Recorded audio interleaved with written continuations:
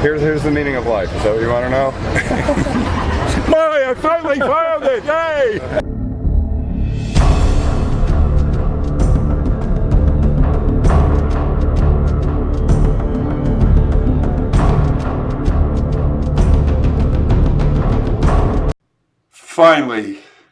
Finally, someone's come up with the answer to the meaning of life.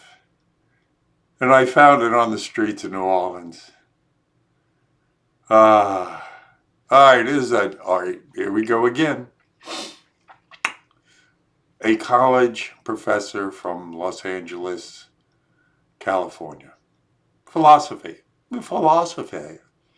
professor gives us the meaning of life. And it turns out he's pretty damn cool. I don't know if his philosophy of life is totally, encapsulating, but, it's as good as any other herd. I don't know if it's any better than my meaning of life here, you eat shit, you die, right?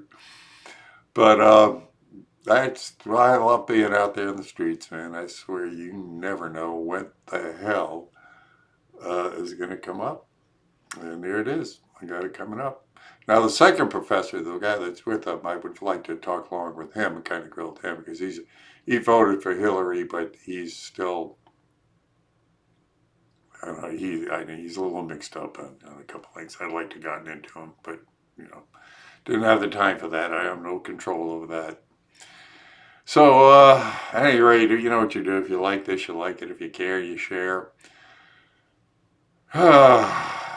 They are knocking off subscribers, so please resubscribe. If you haven't already subscribed, please do. And, hit the bell button and all that good stuff. And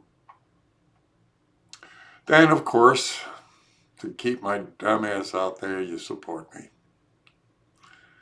Yes. Go to my shop. The best thing to do is just go to my website, badassunclesam.com, and then hit the shop button and go get yourself a nice t-shirt, huh? Spread the message around. Or if you just want to throw money at me, in the description, there's several ways you can do that. So, help me out. My meaning of life is I need you guys. So help me out. And if you can't do anything else, pray for me. That's the real meaning of life. God bless you. Let's get on the streets. How you doing, guys? Doing well. How are you doing? It's got a show.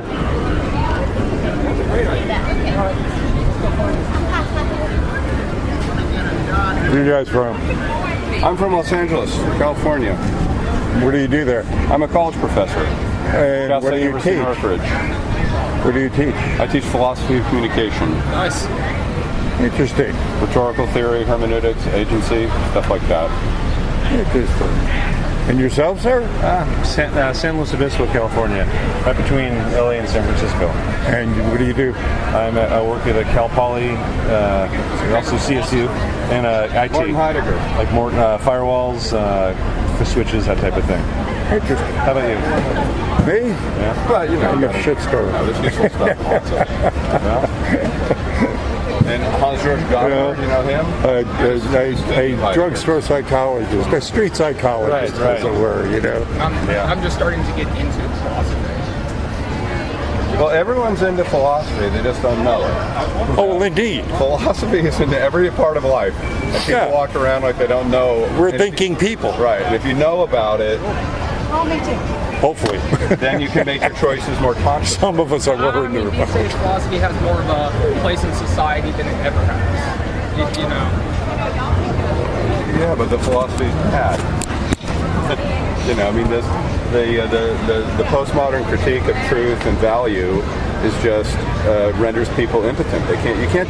If things aren't true and things aren't good, and I'm not saying any particular thing, but if there's nothing true or nothing good, how do you live a life of purpose? The answer is you don't. You do whatever the hell you want. You got the world going down the toilet. Thank you. So what would you, as a professional, what guiding principles would you give people to go by? What would be your, what would you say would give them a good, Here's the meaning of life. Is that what you want to know? I finally found it! Yay! That's easy. The meaning of life is to leave things better than you found them. Yeah, I like that. That's very good. Human beings, see, animals are present, right? They're in the moment. They're not afraid of death or worried about what their mom did as kids. They're just there. They're present. But the cost of being an animal is that you can't make progress. There's no growth. Animals evolve. They don't progress. A human being progresses. You can be a better person tomorrow. You don't have to wait 50 million years to evolve a leg or an eye or whatever it is. You can be a better person tomorrow.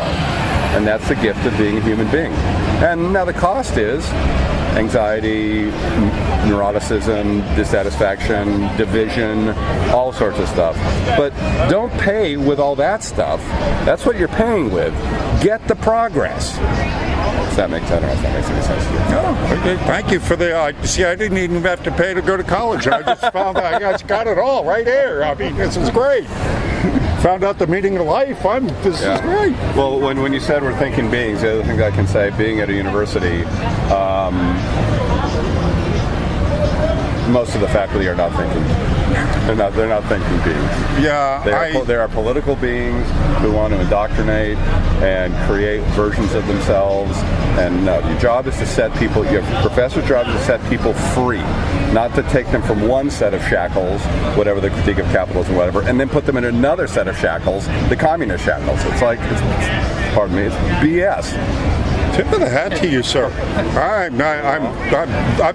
There's a breath of fresh air there. Because I run into a lot of educators. Sure you do. And the frustration with the educational system. Because indeed, a long time ago, there's a good interview on, there's a KBG agent that defected in '58. And you can see this interview on YouTube. And he basically gives the plan to take over the United States. And he says we couldn't do it militarily, of course, so we did it from the inside. The very first thing we did is we infiltrated the school boards. We put our people on the school boards, and then after a couple of generations, you get a Bernie Sanders and a Cortez, and you've got a bunch of professors that are Antifas, and Fucking Antifa. Yeah, I know. So that's what it's refreshing to, when I run into educators that see through the bull, or not indoctrinated into that communist system. Part of the, but students love it. By the way, students love somebody who's interested in setting them free. My students love my classes because wow, somebody who respects what I think. It's like, well, I think that's what they initially go in there for. I mean, they go to get a degree because they think it'll get them the job. Yeah. The first thing you have to teach them is that degrees are worth less every year, and educations are worth more. Thank you. Thank you. So you got to get them into.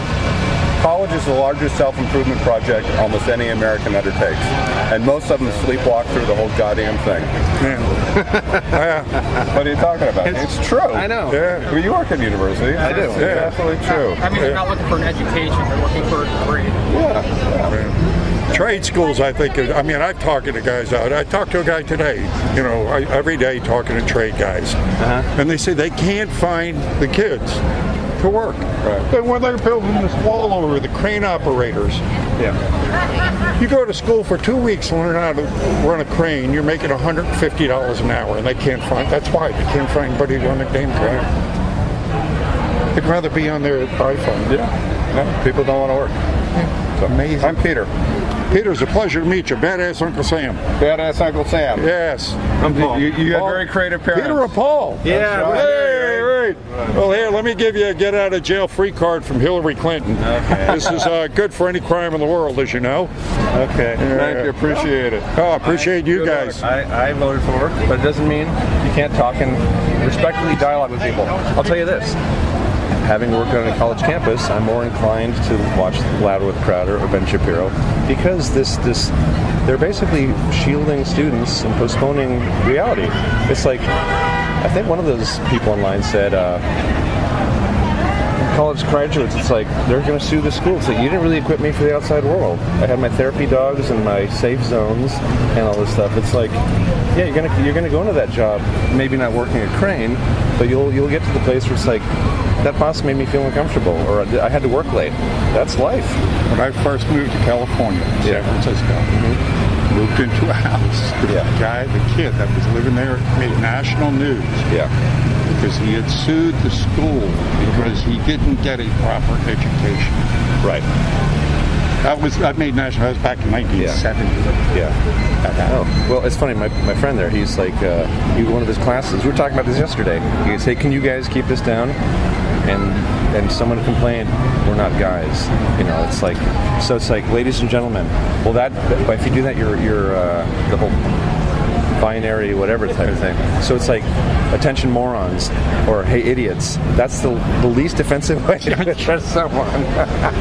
Well, may I ask you about considering, you know, you mentioned Crowder. They're censoring now. That's one of the things. See, I used to be back in the day. Yeah. When I considered a liberal. I mean, because it was against the war. It was all about Sure. free speech. Yeah. But now the free speech is being stymied by the left. I find that, well, it's like, if you don't agree with me, it's hate speech. Yeah. And it's like, so in my thing, then I got waiting for me. I think AOC. No, I'm not trying to confront things. I think true conservatives like Bob Dole or Reagan. There's this piece. I think Trump is kind of tainting the party. I don't think he's the best representation. And AOC is a worthless piece of shit. It's like, I'm more of a Democrat progressive, but there's traditional progressives, and then there's wackos like AOC, and it's like you're ruining it for everyone. Just as people on the extreme right are they're tainting the party of Reagan and traditional conservatives. So that just a respectful dialogue. I start yelling at someone, and it's like, I'm sure. Well, I get what I receive. I give back what I receive. Right. So it's like, the viva la difference, and there's civilized ways to go about doing your business. Thank you, sir. And like, just like I was telling him, it's like the whole Occupy movement. It's like, if you want to make a point, don't be wearing a duffel bag and. I like your stand, man. Thank you, sir. Don't wear a duffel bag and demand everything. Put on a shirt and tie and say, "Can we talk about something can we arrange?" It's like, there's a way to conduct yourself. Anyway, all right. Well, keep it up. Pleasure. You're a very brave man. The meaning of life.